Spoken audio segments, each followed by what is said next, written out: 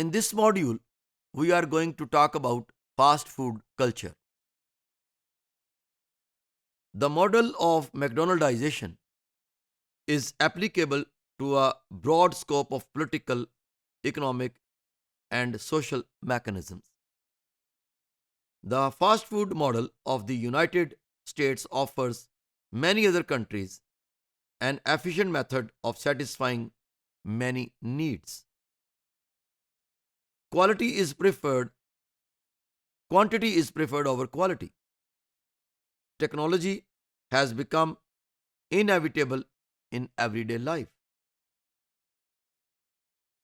As you see that in our previous modules, we established the fact that how McDonaldization is efficient in earning more money as compared to any other fast food chain of restaurants. And this McDonaldization have its own values, have its own territory, have its own subjects, and have its own rules, which it dictates in different parts of the world. Compensations, variety of goods and services available to a large population, not confined to a specific geography, economical products, uniform quality, no discrimination on the basis of gender and race, cultural diffusion. So these are the compensations they tried to make when they introduced McDonaldization. Other dimensions of fast food culture: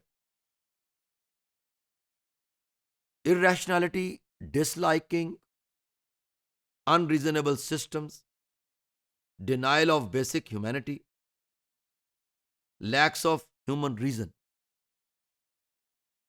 So these are another dimension of these fast food chains, that how they work, how they survive in the economic market through the exploitation of labor, become inhuman, and they never try to give those advantages to that labor which earns more for them, which convince clients, customers more efficiently, but at the end they hardly get anything benefit like things as compared to the company owner.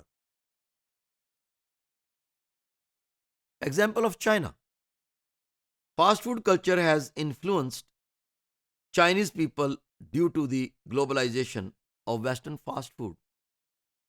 Chinese have no choice except engaging with the Western lifestyle.